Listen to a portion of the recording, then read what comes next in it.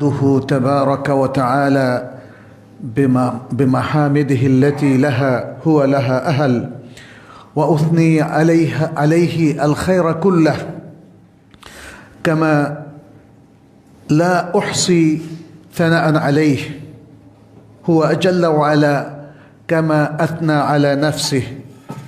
أحمده تعالى وتبارك على نعمه الكثيرة وآلائه الوفيرة وعطاياه التي لا تحد ولا تحصى، لا تعد ولا تحصى. وأشهد أن لا إله إلا الله وحده لا شريك له، إله الأولين والآخرين وقيوم السماوات والأراضين. وأشهد أن محمدًا عبده ورسوله وصفيه وخليله وأمينه على وحيه ومبلغ الناس شرعه، الصادق الوعد الأمين، صلى الله وسلم عليه وعلى آله وأصحابه أجمعين. أما بعد، أيها المؤمنون عباد الله، اتقوا الله سبحانه وتعالى وراقبوه في سركم وعلنكم مراقبة من يعلم أن ربه يسمعه ويراه. وتقوى الله عز وجل هي وصية الله للأولين والآخرين ولجميع الأنبياء والمرسلين، كما قال جل وعلا: ولقد وصينا الذين أوتوا الكتاب من قبلكم وإياكم أن اتقوا الله. فاتقوا الله يا عباد الله، اتقوا الله في أنفسكم، اتقوا الله في أولادكم وأزواجكم وعشيرتكم، اتقوا الله في علنكم وسركم أيها المسلمون। আল্লাহ সুবহানাহু ওয়া তাআলা আমাদেরকে তাকওয়ার নির্দেশ দিয়েছেন যেন সর্বাবস্থায় আমরা আল্লাহর তাকওয়া অবলম্বন করি, যেন আমরা মনে রাখি আল্লাহ আমাদেরকে শুনছেন এবং দেখছেন। আমরা যেন আরও স্মরণ করি যে তাকওয়া হচ্ছে আল্লাহ সুবহানাহু ওয়া তাআলার ওয়াসিয়া, নির্দেশ, পূর্ববর্তী সকল মানবের জন্য এবং পরবর্তী সকল মানুষের জন্যে। তাকওয়া আল্লাহর পক্ষ থেকে নির্দেশনা সকল নবী আম্বিয়া রাসূলদের জন্যে, সকল মুমিনদের জন্যে। যেমনটি আল্লাহ সুবহানাহু ওয়া তাআলা সূরাতুন নিসার 131 নম্বর আয়াতে বলেছেন: ওয়ালাকাদ ওয়াসাইনাল্লাযীনা উতুল কিতাবা মিন ক্বাবলিকুম, তোমাদের পূর্বে যারা অতিবাহিত হয়েছে তাদেরকে আমি নির্দেশ দিয়েছিলাম, ওয়া ইয়াকুম, এবং তোমাদেরকে নির্দেশ দিচ্ছি, আনিত্তাকুল্লাহ, আল্লাহকে তোমরা ভয় করো, আল্লাহর তাকওয়া অবলম্বন করো। অতএব আজকের এই মহান দিনে আমি শুরুতেই আমার নিজেকে সহ আপনাদের সবাইকে এই ওয়াসিয়ত করছি, আসুন আমরা আল্লাহর মুত্তাকি বান্দা হয়ে যাই, আমরা আল্লাহর তাকওয়া অবলম্বন করি। আল্লাহ আমাদেরকে তার মুত্তাকি বান্দা হিসাবে কবুল করুন, আমিন। সম্মানিত মুসল্লিয়ানে কেরাম, আমরা এখন শাবান মাসের শেষ প্রান্তে অবস্থান করছি। বৎসরের অন্যতম বরকতময় মাস রমাদান মাস সমাগত। রমাদান মাসের প্রোগ্রাম হচ্ছে একটা স্পেশাল প্রোগ্রাম, একটা স্পেশাল ইবাদতের মৌসুম। সিয়াম, কিয়ামুল লাইল, ইতিকাফ, ইফতার, সাহুর এবং আরও অনেকগুলো আমলের চমৎকার একটা সময় হলো রমাদান মাস। রমাদান মাসের অন্যতম একটা উপলক্ষ হচ্ছে রমাদানের পবিত্রতা রক্ষা করা।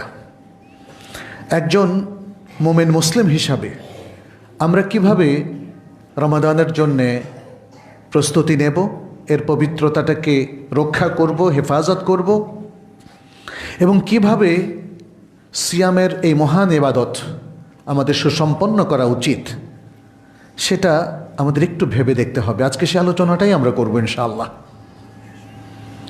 আল্লাহ সুবহানাহু ওয়া তাআলা স্পষ্টভাবে আল কোরআনের অনেকগুলো আয়াতে রমাদানের সিয়ামের বিষয়টা তুলে ধরেছেন। প্রথমে বলেছেন সিয়াম ফরজ, কুতিবা আলাইকুমুস সিয়ামু কামা কুতিবা আলাল্লাযীনা মিন ক্বাবলিকুম লাআল্লাকুম তাত্তাকুন, তোমাদের উপর সিয়ামকে ফরজ করা হয়েছে যেভাবে তোমাদের পূর্ববর্তী জাতিসমূহের উপর ফরজ করা হয়েছিল, যেন তোমরা তাকওয়া অবলম্বন করো। এবং এর পরের কয়েকটা আয়াতে সিয়ামের কিছু বিধান, কিছু মাসআলা বর্ণনা করেছেন। 185 নম্বর আয়াতে আল্লাহ তাআলা বলছেন: শাহরু রমাদান আল্লাযী উনজিলা ফীহিল কুরআন হুদাল লিন্নাসি ওয়া বায়্যিনাতিন মিনাল হুদা ওয়াল ফুরকান ফামান শাহিদা মিনকুমুশ শাহরা ফালিয়াসুম। রমাদান মাস যাতে আল কোরআন নাজিল করা হয়েছে মানুষের হেদায়েতের জন্যে, হেদায়েতের প্রমাণস্বরূপ এবং সত্য ও মিথ্যার মধ্যে পার্থক্য নির্ধারণ করার জন্যে। অতএব তোমাদের মধ্যে যারা এই মাসে উপস্থিত থাকবে তারা যেন সিয়াম রাখে। আল্লাহ সুবহানাহু ওয়া তাআলা স্পষ্ট করে রমাদানের সিয়ামকে ফরজ ঘোষণা করলেন। অতএব রমাদানের পবিত্রতার সবচেয়ে গুরুত্বপূর্ণ দিক হচ্ছে যাদের উপর এই সিয়ামকে ফরজ করা হয়েছে, পুরুষ অথবা নারী, প্রত্যেকেই যেন সিয়াম পরিপালন করে। ঠিক তেমনি সালাতের পবিত্রতা হচ্ছে যাদের উপর সালাত ফরজ হয়েছে তারা যেন এক ওয়াক্ত সালাতও পরিত্যাগ না করে। সালাত পরিত্যাগ করা মানেই হচ্ছে সালাতকে উপেক্ষা করা, এর পবিত্রতাকে নষ্ট করা। সিয়াম ভাঙা মানেই হচ্ছে রমাদানের পবিত্রতাকে নষ্ট করা, সিয়ামের পবিত্রতাকে ধ্বংস করে দেওয়া। আসলে এই অধিকার কোনো মানবকে আল্লাহ সুবহানাহু ওয়া তাআলা দেননি। আল্লাহ যেই নীতি নির্ধারণ করেছেন, যে বিধান তিনি মানব জাতির উপর অবধারিত করে দিয়েছেন, অপরিহার্য করে দিয়েছেন, সেটা লঙ্ঘন করার কোনো অধিকার কোনো মানবকে তিনি দেন নাই। কিন্তু মানুষকে তো তিনি পরীক্ষা করছেন, দেখছেন কে তার নির্দেশ মান্য করলো আর কে করলো না, কে রমাদানের পবিত্রতা অক্ষুণ্ণ রাখলো আর কে রাখলো না, কে সিয়ামকে হেফাজত করলো আর কে করলো না।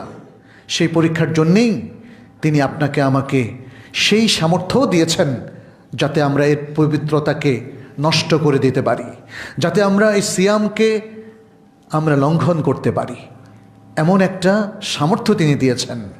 কিন্তু সেই অনুমতি কিন্তু তিনি দেন নাই, তাই না? আপনি একটা রাষ্ট্রে যখন বসবাস করেন, এই রাষ্ট্রবিরোধী কর্মকাণ্ডে লিপ্ত হওয়ার শারীরিক মানসিক সামর্থ্য কিন্তু আপনার আছে, কিন্তু অধিকার কিন্তু আপনার নাই। রাষ্ট্র সে অধিকার আপনাকে দেয় না বলেই যখনই প্রমাণিত হবে রাষ্ট্রবিরোধী কোনো কাজে আপনি লিপ্ত হলেন, আপনাকে আইনের আওতায় নিয়ে আসা হবে, আপনাকে শাস্তির আওতায় নিয়ে আসা হবে। এবং আমাদের প্রিয় রব আল্লাহ সুবহানাহু ওয়া তাআলাও মনে রাখবেন, আজকে পাকড়াও করছেন না বলে আপনি বেঁচে যাবেন, তেমনটি হবে না। আপনাকেও তিনি আইনের আওতায় রেখেছেন, কিন্তু শাস্তি যখন দেওয়ার সময় আসবে তখন তিনি দেবেন। আর এটাকে আল্লাহর পক্ষ থেকে দুর্বলতা ভাবার কোনো সুযোগ নেই। এটাকে আল্লাহর পক্ষ থেকে আপনাকে ছেড়ে দেওয়া হয়েছে, স্বাধীনতা দেওয়া হয়েছে, স্বেচ্ছাচারিতা করার আপনাকে অধিকার দেওয়া হয়েছে, এটা ভাবার কোনো অবকাশ নেই। আমরা রমাদানের পবিত্রতা যাতে রক্ষা করতে পারি, এই জন্য ইসলাম আমাদেরকে সুস্পষ্ট রমাদানের সিয়াম বিষয়ক নীতিমালা নির্ধারণ করে দিয়েছে। রমাদানের সিয়াম রাখার জন্য যে বিশেষ নির্দেশনা আছে সেখানে আল্লাহ সুবহানাহু ওয়া তাআলা সূরা আল বাকারা 187 নম্বর আয়াতে কিন্তু স্পষ্ট করে দিয়েছেন। তিনি বলেছেন, ফজরের কালো রেখার পরে সাদা রেখা প্রকাশ পাওয়ার আগ পর্যন্ত তোমরা রাতের পানাহার অব্যাহত রাখতে পারো।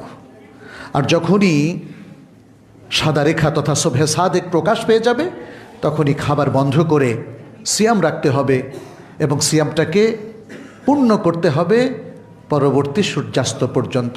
তুম্মা আতিম্মুস সিয়ামা ইলাল লাইল, রাত্র পর্যন্ত। রাত্রের ব্যাখ্যায় নবী সাল্লাল্লাহু আলাইহি ওয়াসাল্লাম সহিহ বুখারী সে বিখ্যাত হাদিসে স্পষ্ট করে দিয়েছেন এই রাত্রের ব্যাখ্যাটা কি, অর্থাৎ একজন রোজাদার কখন সিয়াম ভাঙবে। যখন সে সিয়াম ভাঙবে, তাকে ভাঙার অনুমতি দেওয়া হয়েছে, তখন ভাঙলে সেটা হবে ইবাদত, আর তার আগে ভাঙলে সেটা হচ্ছে সিয়ামের পবিত্রতা ধ্বংস করা এবং আল্লাহর নির্দেশ লঙ্ঘন করা। নবী সাল্লাল্লাহু আলাইহি ওয়াসাল্লাম বলছেন, ইযা আকবালাল লাইলু মিন হাহুনা ওয়া আদবারান নাহারু মিন হাহুনা ওয়া গারাবাতিশ শামস আফতারা সায়েম। যখন এদিক থেকে রাত্র আগমন করবে আর এই দিক থেকে সূর্য, এদিক থেকে দিবসের অবসান হবে এবং সূর্য ডুবে যাবে, তখন সায়েম রোজাদার কি করবে? ইফতার করবে। তাহলে সূর্য অস্ত যাওয়ার সাথে সাথেই ইফতারের টাইম হয়ে গিয়েছে, সেটিকে নির্ধারণ করলেন নবী সাল্লাল্লাহু আলাইহি ওয়াসাল্লাম, সেটাও ওয়াহি। অতএব শিয়া সম্প্রদায় এবং তার আগে ইহুদি সম্প্রদায় তারা ইফতার করত কখন? রাতে। সূর্য অস্ত যাওয়ার প্রায় ঘণ্টাখানেক পরে তারা ইফতার করত। এটা ইহুদি জাতির ইফতার ছিল এবং ঘুমার আগ পর্যন্ত তারা খেতে পারত। ঘুমিয়ে গেলে এরপর ঘুম থেকে উঠে আর সাহারি খাওয়ার কোনো সুযোগ ছিল না। এটা মুসলিম উম্মার জন্য আল্লাহর পক্ষ থেকে আরেকটা রিলিফ, আরেকটা চমৎকার বিধান, যাতে সারা রাত সে যখন ইচ্ছা খেতে পারে সুবহ সাদেক রাত পর্যন্ত। আর তুম্মা আতিম্মুস সিয়ামা ইলাল লাইল, এই আয়াতের অপব্যাখ্যা করেছে শিয়া সম্প্রদায়। তারা বলেছে ইফতার সূর্যাস্তের পরে নয়, ইফতার করতে হবে রাতে। প্রায় যখন রাতের লালিমাটা শেষ হয়ে এশার ওয়াক্ত হয়ে যায় তখন তাদের ইফতার। কিন্তু নবী সাল্লাল্লাহু আলাইহি সাল্লাম বুখারীর হাদিসে স্পষ্ট করে দিয়েছেন ইফতারটা হবে কখন? সূর্যাস্তের সাথে সাথে। এবং আরেকটি হাদিসেও তিনি বলেছেন লা ইয়াজালুন নাসু বিখাইরিন মা আজ্জালুল ফিতর, মানুষ ততক্ষণ পর্যন্ত কল্যাণের উপর থাকবে যতক্ষণ তারা ইফতারের সময় হয়ে যাওয়ার সাথে সাথে দ্রুত ইফতার করবে। Because this is the instruction from Allah. কারণ সে আল্লাহর নির্দেশ আদায়ে খুবই দ্রুততার সাথে মুভ করেছে। আপনি বুঝতে পেরেছেন তো? এখানে কিন্তু অন্য কোনো ব্যাপার না, ব্যাপার এটাই। একদিকে যেমন আপনার দেহ খাদ্য চাচ্ছে, দীর্ঘ লম্বা সময় ধরে আপনি সিয়াম রাখছেন, উপবাস ব্রত পালন করছেন, পেটের উপবাসের কারণে আপনার কষ্ট হচ্ছে, অতএব মন চাচ্ছে খেতে, আর আল্লাহ বলছেন খেতে, আপনি দেরি করবেন কেন? হোয়াই, তাই না? কোনো উত্তর নেই। আপনি কোনো ব্যাখ্যা এখানে দাঁড় করাতে পারবেন না। ব্যাখ্যা একটাই, আল্লাহ এবং তার রাসূলের কমান্ডকে দ্রুততার সাথে পালন করা। ফলে নবী সাল্লাল্লাহু আলাইহি ওয়াসাল্লাম বলছেন যেই উম্মার এ হলো ইনস্ট্রাকশন, এ হলো তারবিয়াত, যে আল্লাহ এবং তার রাসূলের পক্ষ থেকে কোনো নির্দেশ আসলেই দ্রুততার সাথে তারা সেটা পালন করে, তাহলে তাদের চাইতে ভালো মানুষ, আল্লাহর ভালো বান্দা, আল্লাহর নৈকট্যপ্রাপ্ত বান্দা কি আর হতে পারে? এটা একটা তারবিয়া, এটা একটা এডুকেশন।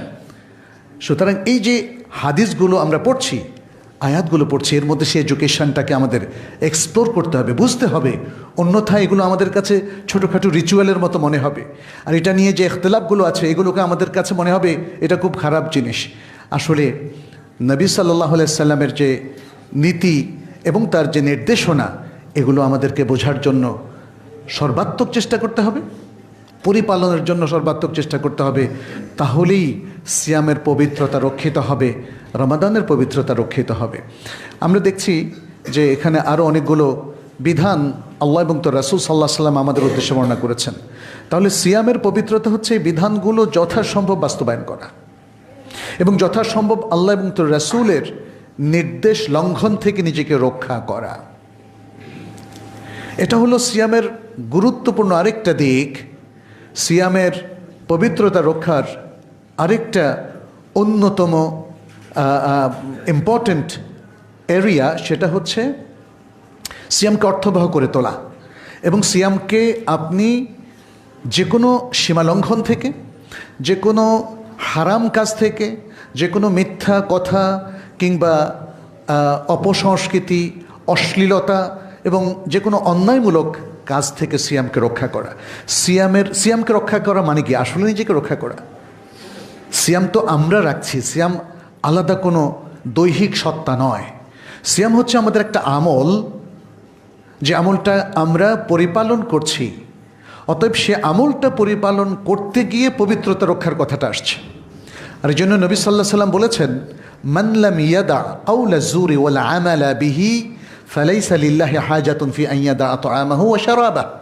যে ব্যক্তি সিয়াম রেখে মিথ্যা কথা এবং মিথ্যা কাজ এ দুটোকে পরিত্যাগ করছে না, তাহলে আল্লাহর কাছে তার পানাহার ত্যাগের কোনো প্রয়োজন নেই।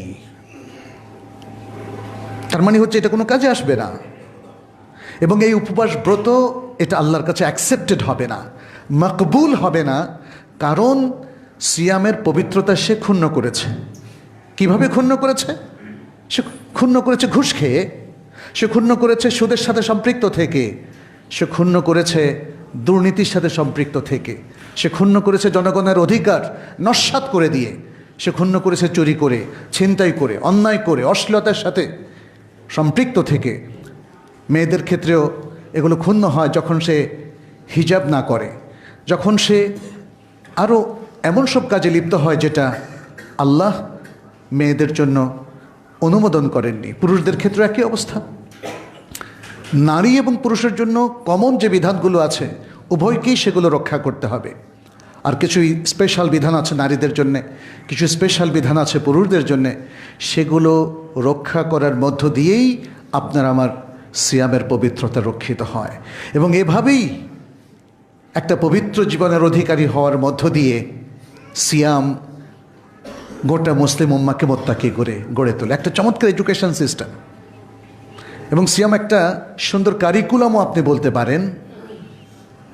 আপনাকে কিন্তু কোনো জোর করা হচ্ছে না, তাই না? রোজা কি জোর করে রাখানো যায়? আমরা আমাদের সন্তানদেরকেও তো জোর করে রোজা রাখাতে পারি না।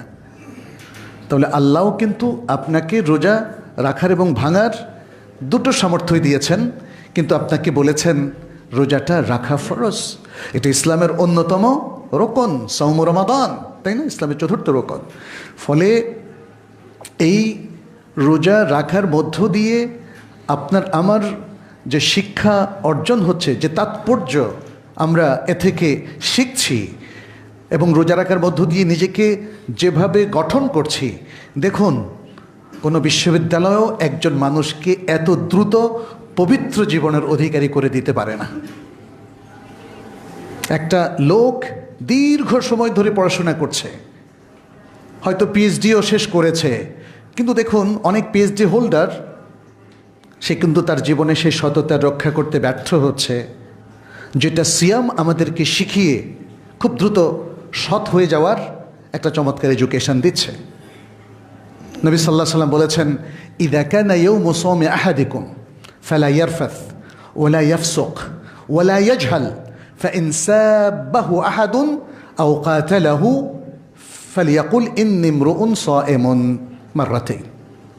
যদি তোমাদের কেউ সিয়ামের দিনে অবস্থান করে, তাহলে সে যেন কোনো অশ্লীল কথা কাজে লিপ্ত না হয়, এবং সে যেন কোনো পাপাচারে লিপ্ত না হয়, এবং সে যেন মূর্খতাপূর্ণ আচরণও না করে। যদি কেউ তাকে গালি দেয় অথবা তার সাথে লাগতে আসে, তাকে আক্রমণ করে, সে যেন বলে আমি রোজাদার। বারবার যেন বলতে থাকে। হাদিসে এসেছে 2 বার, বাট এর অর্থ হচ্ছে আপনি একাধিকবার বলতে থাকবেন। ওই লোককে আপনি বুঝাবেন, আমি তোমার সাথে ঝগড়া করব না, আমি তোমার গালির প্রতি উত্তরে গালি দেব না, আমি তোমার আঘাতের প্রতি উত্তরে আঘাত করব না, প্রতিঘাত করব না। কারণ আমার রাসূল, আমার নবী সাল্লাল্লাহু আলাইহি ওয়াসাল্লাম, তিনি আমাদেরকে শিখিয়েছেন, ধৈর্য শিখিয়েছেন, ভদ্রতা শিখিয়েছেন, বিনয় শিখিয়েছেন, ভালো মানুষ হয়ে যাওয়ার নীতিবোধ শিখিয়েছেন। ফলে আজকের এই মহান দিনে, যেদিন আমি সিয়াম পালন করছি আমার রবের আল্লাহর জন্যে, আমি সেই দিন কোনো মানবের সাথে খারাপ আচরণ করব না। আপনি বলুন তো, পৃথিবীর আর কোন শিক্ষা আছে এতটা নীতিবোধ শিক্ষা দেয়? আপনি পৃথিবীর যত শিক্ষাই শিখেন না কেন, আপনাকে এত চমৎকার নৈতিকতা আর কেউ শেখায় না। যদি শেখাতো তাহলে আজকে এত বিশ্ববিদ্যালয়, এত লক্ষ লক্ষ শিক্ষা প্রতিষ্ঠান, একটা সুন্দর জাতি আমরা উপহার পেতাম। আমাদের জাতির দুর্ভাগ্য, এই জাগতিক শিক্ষার পেছনে ছুটছে, যেখানে সত্যিকার অর্থে নৈতিকতাটাকে কারিকুলাম থেকে ডিটাচ করে ফেলা হয়েছে, আলাদা করে ফেলা হয়েছে। এখানে শুধু বিজ্ঞান শিক্ষার কথা বলা হচ্ছে, অথচ তার এটিকেটসটা নাই। এখানে ডাক্তারি শিক্ষার কথা বলা হচ্ছে, অথচ ডাক্তারদের এটিকেটসটাকে স্টাবলিশ করার কোনো ব্যবস্থা নাই। এখানে প্রকৌশল শিক্ষার কথা বলা হচ্ছে, অথচ প্রকৌশলীরা সবচেয়ে সৎ প্রকৌশলী কী করে হবে, সেই শিক্ষাটা, সেই মোটিভেশনটা এই শিক্ষার মধ্যে নাই।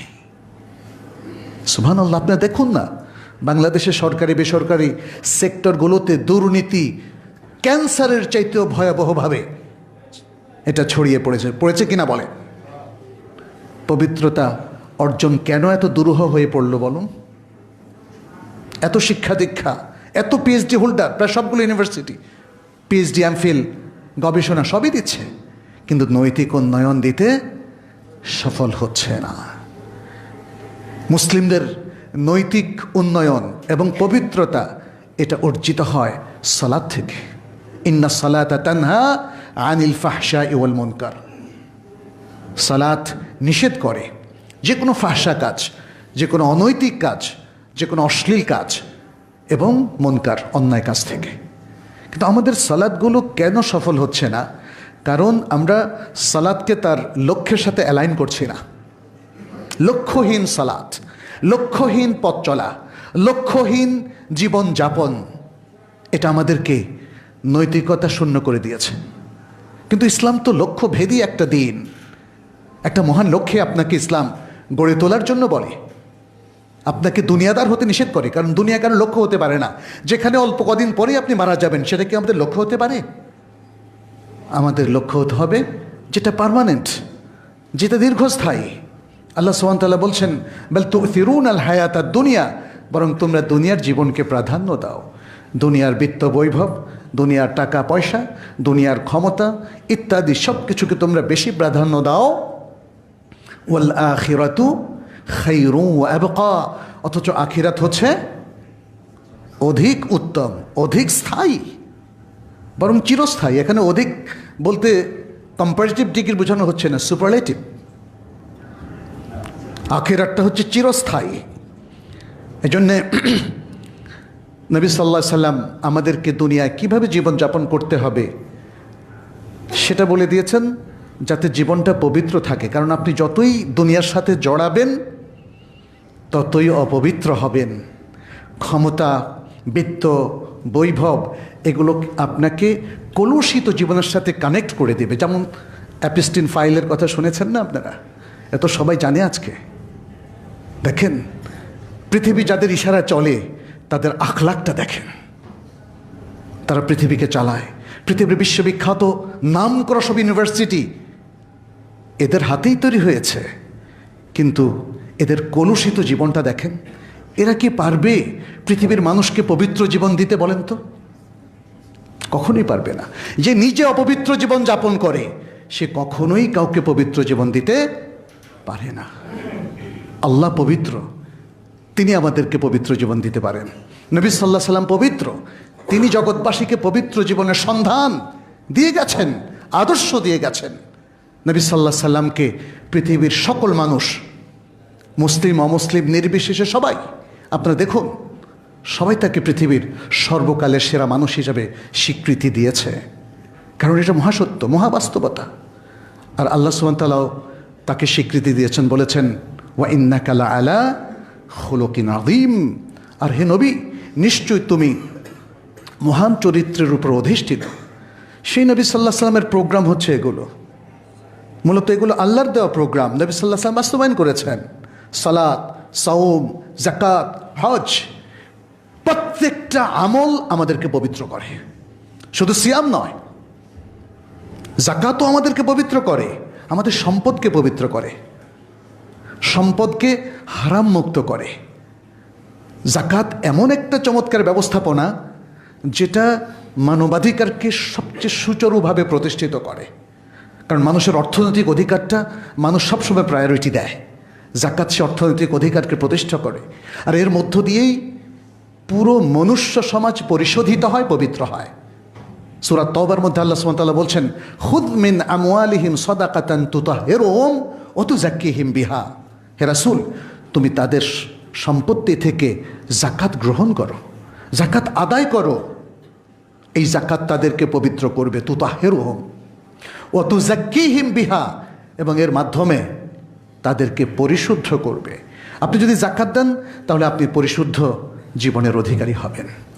আপনার সম্পদ পরিশুদ্ধ হলে আপনি পরিশুদ্ধ হবেন।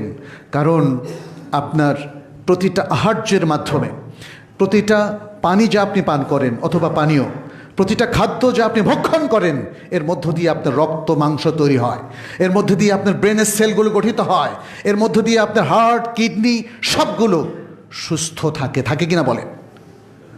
ফলে আপনার এই শারীরিক অর্গ্যানগুলো যত পবিত্র, পরিশুদ্ধ এবং যত অ্যাক্টিভ থাকবে, আপনি তত পবিত্র অ্যাক্টিভ জীবনের আপনি অধিকারী হবেন।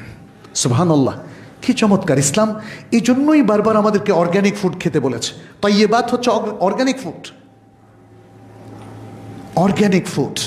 অথচ এটাকেও আমরা নষ্ট করেছি, আমরা কোনো জায়গাকে ঠিক রাখি নাই, কারণ পবিত্র জীবনের সন্ধান করি না, পবিত্র জীবনের প্রতিশ্রুতি রক্ষা করি না আমরা।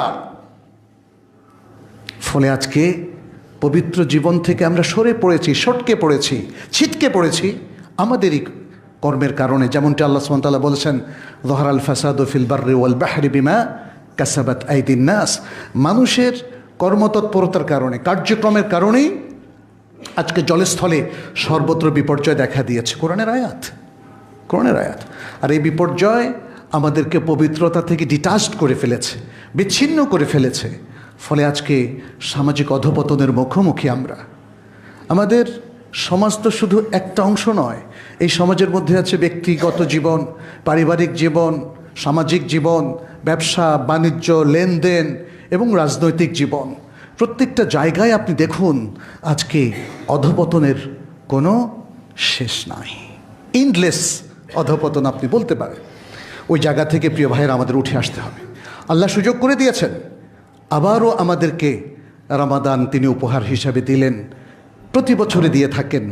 তারই ধারাবাহিকতায় আমাদের যাদেরকে এবার হায়াত দিলেন, দেখবেন যে রমাদানের আগে অনেকে মারা যাবে, তাই না? মৃত্যু তো প্রতিদিনই হয়, আরও বেশ কয়েকদিন বাকি আছে। অতএব নিশ্চিত বলা যায় যারা আজকে অবস্থান করছে বিশ্বে, তাদের সবাই সামনের রমাদানটাও পাবে না। যদি পান, তাহলে আপনাদের কাছে আমাদের আবেদন, আহ্বান, সুযোগটাকে গ্রহণ করুন। পবিত্র জীবন তৈরির জন্যে এই মহা সুযোগটাকে গ্রহণ করুন, নিজেকে পবিত্র করে তুলুন। ওয়াল্লাহি আমি আপনাদেরকে বলছি, আপনি ঠকবেন না, আপনি কিছু হারাবেন না। যদি কোনো মানুষ বিশ্বের যেখানেই থাকুক না কেন, সে পবিত্র জীবনের অধিকারী হয়, সে সবচেয়ে সৌভাগ্যবান, সবচেয়ে সৌভাগ্যবান। আজকের মানুষ মনে করে তার বিত্ত বৈভব দিয়ে তার সৌভাগ্যকে সে বিচার করে, মেজার করে। এটা ঠিক না।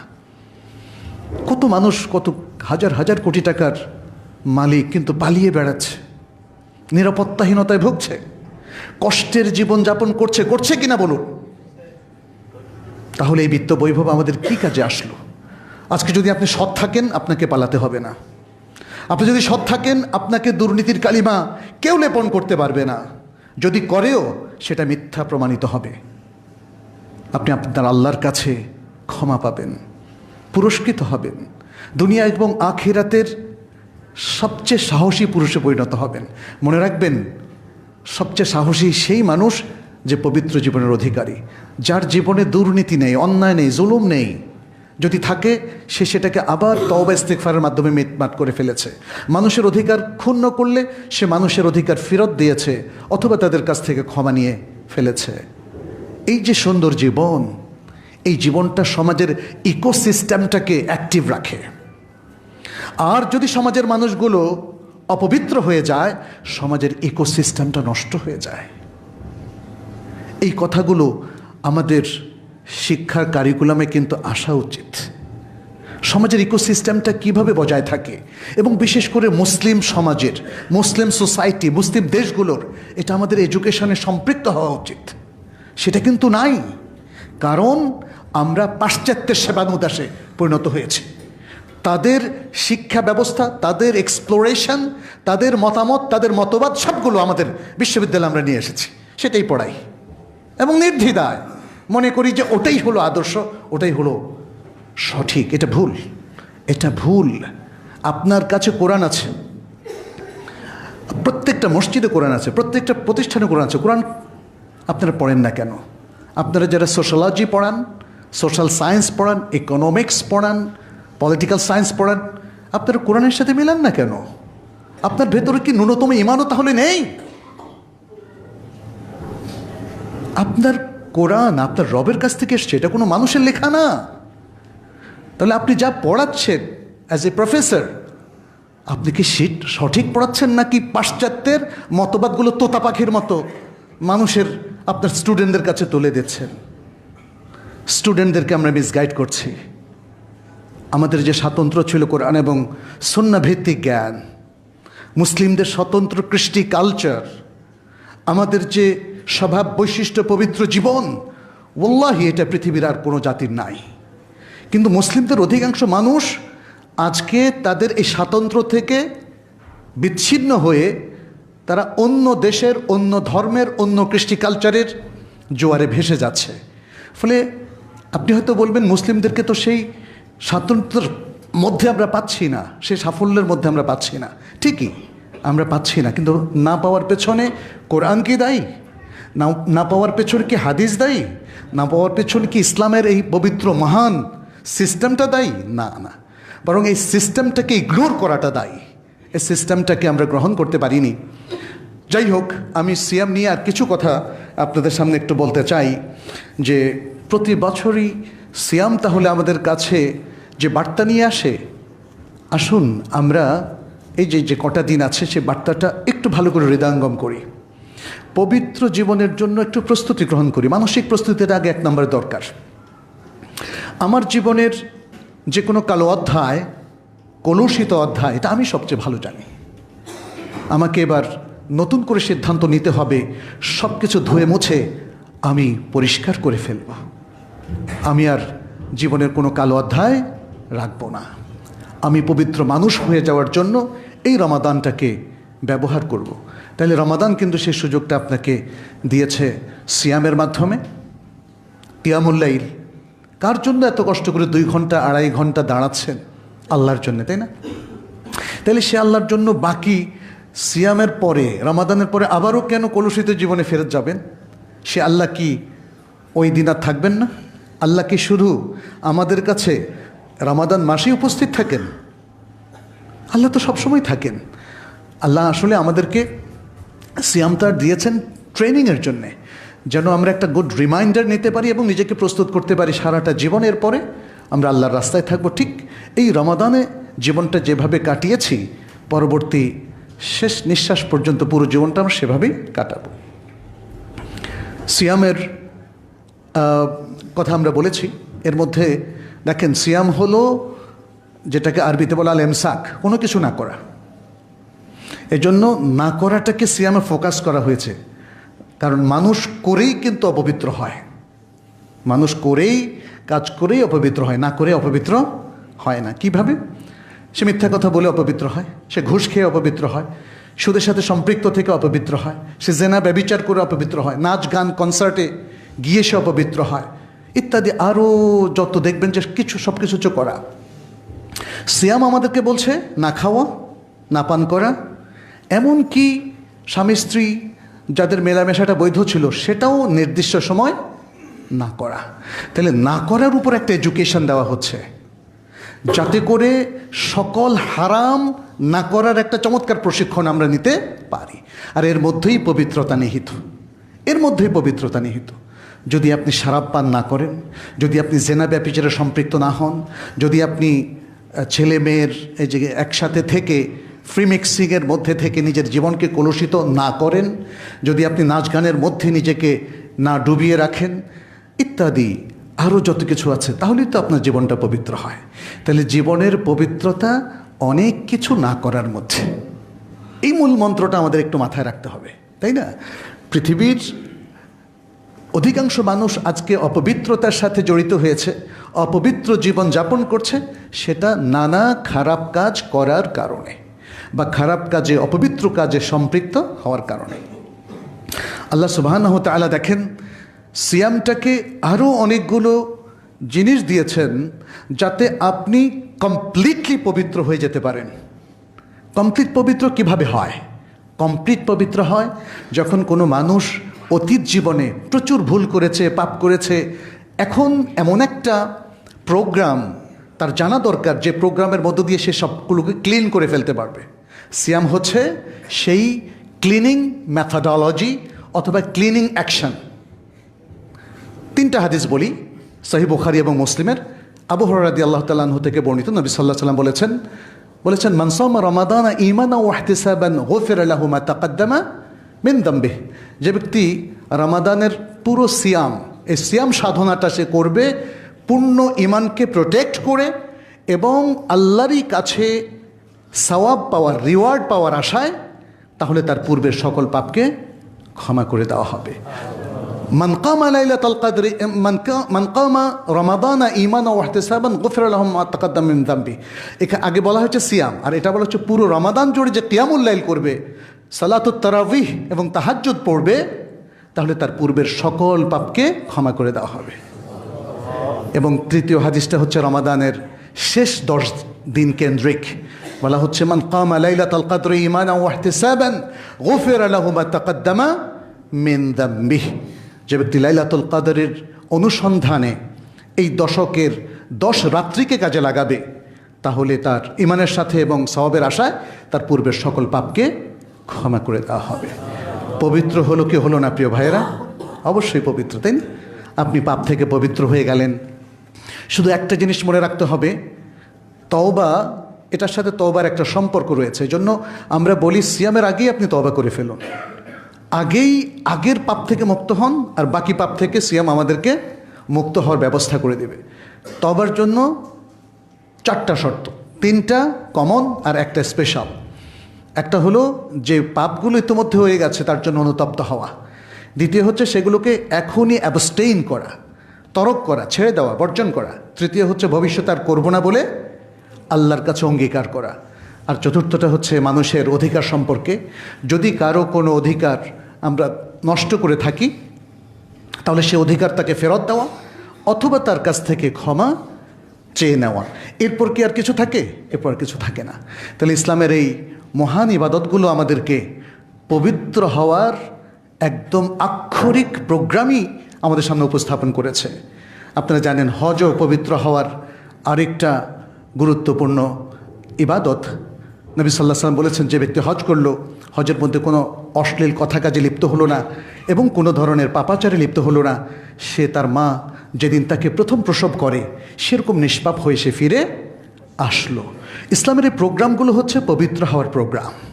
এগুলো শুধুমাত্র রিচুয়াল নয়, এগুলো এমন কিছু আনুষ্ঠানিকতা যা মানুষকে প্রতিনিয়ত পবিত্র জীবনের সন্ধান দেয়, পবিত্র হতে উদ্বুদ্ধ করে। অতএব আমি আপনাদেরকে বলবো, সম্মানিত উপস্থিতি, মুসল্লিয়ানে কেরাম, আসুন এই সুযোগটা আমরা গ্রহণ করি। সিয়ামটা যেভাবে আমাদের রাখা উচিত সেভাবে যদি আমরা রাখার সর্বাত্মক চেষ্টা করি, তাহলেই আমরা এই পবিত্র জীবনের অধিকারী হতে পারবো ইনশাআল্লাহ।